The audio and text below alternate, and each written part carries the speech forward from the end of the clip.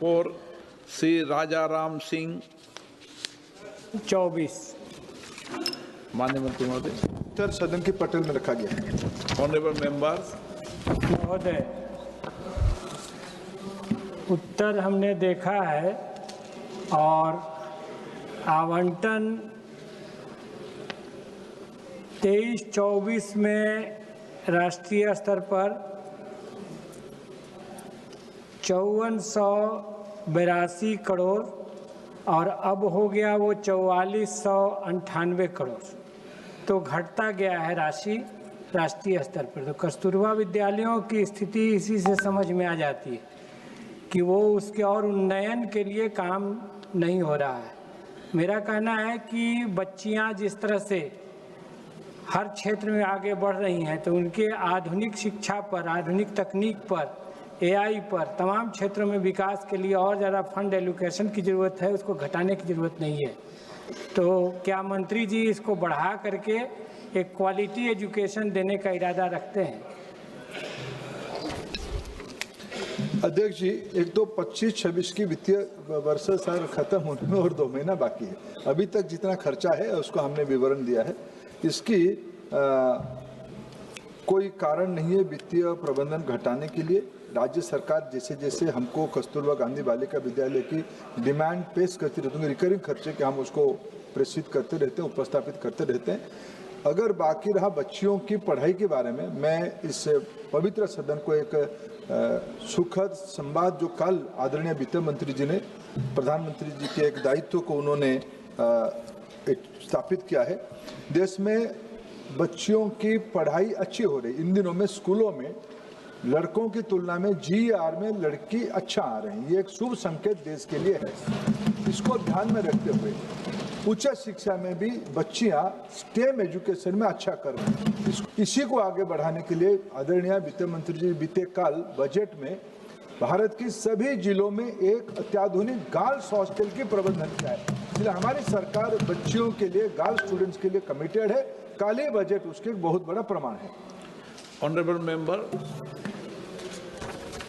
महोदय, मेरे गांव में भी दाऊद नगर औरंगाबाद जिले का प्रखंड का कस्तूरबा विद्यालय है और इस नाते मैं क्लोजली उस स्थिति को जानता हूं कि अभी भी मनोरंजन कक्ष हो या वाचनालय हो या अन्य आधुनिक सुविधाएं हो, उनको उपलब्ध नहीं है। तो एकौनी उच्च विद्यालय में जो कस्तूरबा विद्यालय है, वहाँ के साथ साथ पूरे औरंगाबाद जिले में अन्य जो विद्यालय हैं वहाँ पर विशेष ध्यान देने का मैं आग्रह करूँगा। और दूसरी बात मुझे ये कहना है कि अभी जिस प्रकार से बालिकाओं के ऊपर बिहार में खास तौर से पटना में नीट छात्राओं के साथ हुआ, एक हमारे जिले की भी लड़की थी, एक ये नहीं क्वेश्चन वो नहीं है महोदय। मैं ये कहना चाहता हूँ कि इस लिहाज से जो कस्तूरबा विद्यालय हमारे हैं उनमें बच्चियों की सुरक्षा और बढ़ाने की ज़रूरत है। इस मामले में सरकार का क्या सोच है, क्या कथन है? अध्यक्ष जी, आदरणीय सदस्य राजाराम सिंह जी ने अपने चुनाव क्षेत्र के एक स्पेसिफिक स्कूल के बारे में पूछा है। मैं उनको आमंत्रित करूंगा इस सत्र, इस क्वेश्चन आवर के बाद मेरे पास आए, सीधा हम बिहार सरकार से बात करेंगे और उनके साथ जो स्पेसिफिक समस्या उसको समाधान के रास्ता निकालेंगे। मैं विनम्रता के साथ उनको आश्वस्त करता हूं, उनकी चिंता की जाएगी। श्री मियां अल्ताफ अहमद। बहुत बहुत शुक्रिया सर। सर, मैं सिर्फ ऑनरेबल मिनिस्टर साहब से की नोटिस में लाना चाहता हूं कि इस वक्त जो इनकी पोजीशन है, इन कस्तूरबाई गांधी इंस्टीट्यूशन जो हैं वो ठीक नहीं है 2 हवाले से। एक तो इंफ्रास्ट्रक्चर की कमी है और दूसरी स्टाफ की कमी है। तो जिस मकसद के लिए ये आपने खोले थे वो मकसद पूरा नहीं हो रहा है। मैं आपसे सिर्फ इतना जानना चाहता हूं कि इनके इंफ्रास्ट्रक्चर के लिए और इनके स्टाफ के लिए जहां जहां कमी है उसको ठीक करें, तब इनका फ़ायदा लोगों को हो सकता है। अध्यक्ष जी, मैं आदरणीय सदस्य से निवेदन करूंगा, व्यवस्था ठीक है और बहुत बढ़िया करवाना चाहिए, आपकी अपेक्षा है, मैं भी उसमें से सहमत हूं। हम राज्य सरकारों को बार बार आग्रह करते हैं कि जो व्यवस्था हम लोग यहाँ से देते हैं उसको पूरा खर्चा करें, उसको त्वरित खर्चा करें, जितने स्टाफ रखनी चाहिए उनको रखनी चाहिए। फिर भी हमने इसको हर एक महीने में उसकी मॉनिटरिंग करते हैं। आपके सुझाव हम भी लेंगे आगे। श्री पप्पू यादव। धन्यवाद अध्यक्ष महोदय।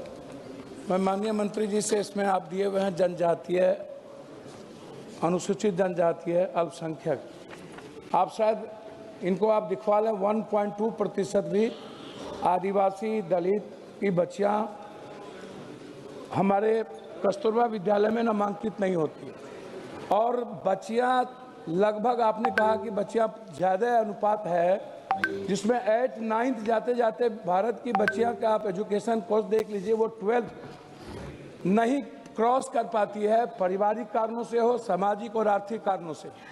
मेरा आपसे मात्र आग्रह है कि क्या जो आदिवासी इलाका है, दलित इलाका है, जैसे सीमांचल है, पूर्णिया है, कोसी है, वहाँ सबसे ज़्यादा प्रभावित इलाका है, गरीब इलाका है, बाहर जाते हैं, अधिक कस्तूरबा स्कूल जैसे धमधा है, बनमनखी है, अन्य जगहों पर क्या खोलने और विस्तारित करने के साथ क्वालिटी और क्वांटिटी, गुणवत्ता पर ध्यान देने की जरूरत है और बच्चियों की सुरक्षा आज के डेट में सबसे ज़्यादा जरूरत है। ओके। बच्चियों की सुरक्षा पर ध्यान और क्वालिटी और क्वांटिटी पर ध्यान कैसे होगा, अनुसूचित और जनजाति और दलित ST/SC की बच्चियां कैसे जाएगी, इस पर आपका क्या सोच है, ये आप बताने के धन्यवाद अध्यक्ष महोदय।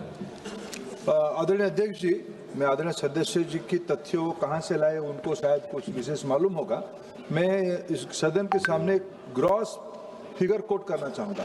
7.5 लाख बच्चियाँ, 7,58,288 बच्ची पढ़ते उसमें SC बच्चे 2,06,297 और ST बच्चे 1,77,009 और OBC समाज के बच्चे 2,64,175, यानी लगभग 80% बच्चे, 75% बच्चे।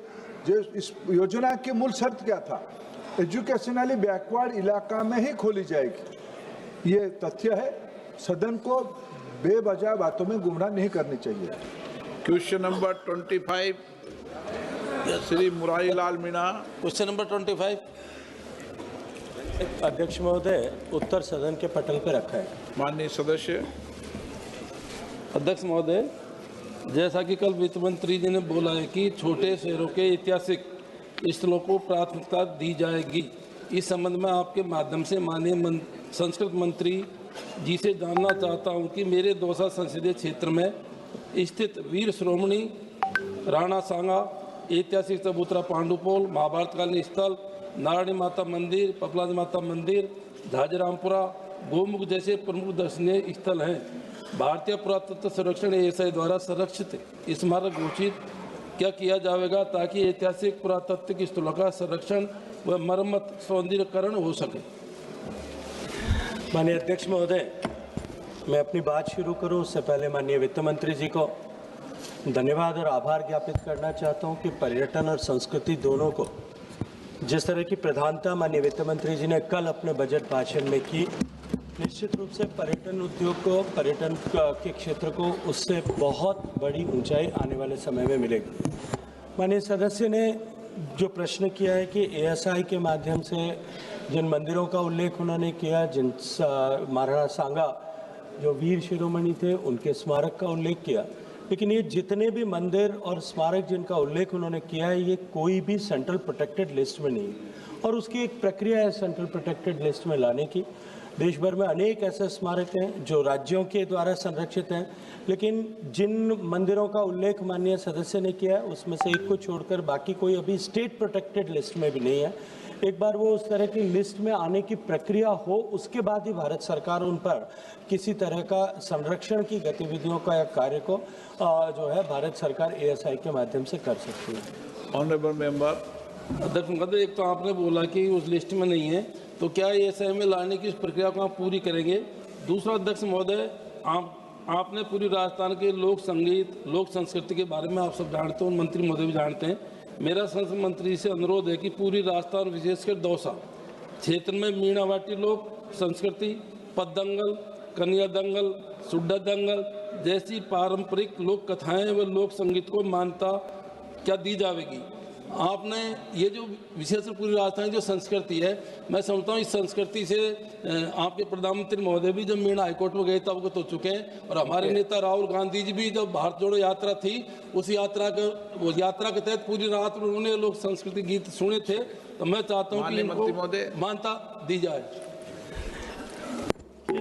माननीय अध्यक्ष महोदय, माननीय सदस्य ने विस्तार से अपने क्षेत्र और विशेष रूप से मेरे प्रदेश राजस्थान के पूर्वी क्षेत्र के विभिन्न लोक कलाओं और लोक परंपराओं का उल्लेख किया और उन्होंने आग्रह और अनुरोध किया कि उनको किस तरह से मान्यता दी जा सकती है। मुझे लगता है कि इस तरह से मान्यता देने का लोक संगीत को कहीं कोई भारत सरकार में या व्यवस्था में कोई विधान नहीं होता कि हम किसी लोक संस्कृति को या लोक गीत को या लोक संस्कृति की किसी विधा को जो है मान्यता प्रदान करें। हम उनके संरक्षण के लिए काम करें। राज्य सरकार और केंद्र सरकार दोनों मिलकर के ऐसी विलुप्त हो रही सांस्कृतिक परंपराओं के संरक्षण के लिए काम करती है। तो निश्चित रूप से जहां जिस तरह से इस तरह का विषय संज्ञान में आता है उसको हम विभिन्न गतिविधियों के माध्यम से, हमारे जोनल कल्चरल सेंटर्स के माध्यम से उनको रीइंफोर्स करने, उनको रिजुविनेट करने, उनको वापस लोगों तक पहुंचे, उसके क्षेत्र में काम करने वाले जो है कलाकार और कलावंत हैं उनको संरक्षित करने और उस कला के वापस डिसेमिनेशन के लिए काम करते हैं। साथ ही साथ भारत सरकार की गुरु शिष्य परंपरा के तहत भी ऐसी लुप्त हो रही कलाओं को वापस रीइंफोर्स करने के लिए हम जो है अपने रेपर्टरी ग्रांट प्रदान करके इस तरह की गतिविधियों को करते हैं। इस तरह का प्रस्ताव यदि राज्य सरकार से आता है तो निश्चित रूप से उसके ऊपर सकारात्मक विचार किया जा सकता है। Shri Manish Tiwari ji. Thank you very much, Mr. Speaker, sir. Mr. Speaker, sir, though this question pertains to the National Cultural Fund, but with your permission, may I ask a broader policy question pertaining to culture? India is a civilizational continuum which has evolved over the millennia. And there are various strains, various influences, various confluences which have gone into shaping the syncretic idea of India. My question, Mr. Speaker, sir, to the Honourable Minister through you is, does the government believe in the multicultural, multilingual, pluralistic, multi-ethnic ethos of India? And if it does believe that India is in fact a syncretic continuum of different confluences, what is the government doing to promote this very pluralistic idea of India? माननीय अध्यक्ष महोदय, हालांकि माननीय सदस्य का प्रश्न मूल प्रश्न से कहीं संबद्ध नहीं है। उन्होंने बहुत विस्तृत जो है पॉलिसी मैटर पर प्रश्न किया, लेकिन आपकी अनुमति से मैं उसका उत्तर देने का प्रयास करता हूँ। भारत की संस्कृति में निश्चित रूप से हजारों साल तक सभ्यतागत विकास हुआ। मैं एक बार फिर माननीय वित्त मंत्री जी का धन्यवाद करूंगा कि इस हजारों साल का जो विकास का क्रम था, उस विकास को क्रम को जानने, पहचानने, खोजने और समझने के लिए जो आर्कियोलॉजिकल एक्सकेवेशंस होते हैं, सामान्यतः एक्सकेवेटेड साइट्स को, चाहे दिल्ली के पुराना किला में जहां हम 7 जो है डिफरेंट ईरा को एक साथ में देख सकते हैं, उनके डेवलपमेंट को साथ में देख सकते हैं, उससे की सभ्यता और आर्कियोलॉजी को एक साथ हम समझ सकते हैं। वो आर्कियोलॉजिकल स्टडीज़ करने के बाद, साइंटिफिक स्टडीज़ करने के बाद में दुनिया भर में इस तरह की परंपरा है कि आर्कियोलॉजिस्ट उस साइट को अबेंडन कर देते हैं, उसको प्लास्टर ऑफ पेरिस से फिल करके उसको छोड़ दी जाती है, ताकि भविष्य में कभी कोई उसमें और अगर अनुसंधान करे तो उसके लिए प्रयास किया जा सकता है। लेकिन माननीय प्रधानमंत्री जी की प्रेरणा से, उनके मार्गदर्शन में वडनगर की आर्कियोलॉजिकल साइट को हमने एक एक्सपीरियंस जोन में गुजरात सरकार और भारत सरकार के संस्कृति मंत्रालय ने मिलकर के बदला, और उसका परिणाम यह था कि जो कोई भी वहां गया उसके मन में भारत के प्रति एक गर्व, भारत के इस उद्विकास के प्रति एक गर्व का भाव जो है वो समाहित हुआ। माननीय वित्त मंत्री जी ने कल एक नई योजना देश नाम से जो दिया, उससे एक नई योजना इस तरह की घोषित की है जिसमें हम 15 संरक्षित ऐसे स्थल जहां एक्सकेवेशन हुआ है, जहां हम इस पूरी कंटिन्यूटी को एग्जिबिट कर सकें, लोग देख सकें, समझ सकें भारत ने किस तरह से जो है पिछले 10,000 साल की विकास यात्रा पूरी की है, उनको एक्सपीरियंस जोन बनाने की घोषणा की है। भारत सरकार में माननीय प्रधानमंत्री जी का मंत्र, जिसकी इस सदन की शायद हर पत्थर गवाह होगा, कि सबका साथ, सबका विकास, सबका विश्वास और सभी का सम्मान, इस विश्वास और विचार के साथ में काम करने वाले हम लोग हैं। हम सबका साथ करते हैं, सबको साथ लेकर के सबका विकास करते हुए और साथ में सभी धाराओं का सम्मान करते हुए भारत को आगे बढ़ाने के लिए काम कर रहे हैं। और उसके लिए मुझे लगता है कि कहीं सर्टिफिकेशन की आवश्यकता नहीं है।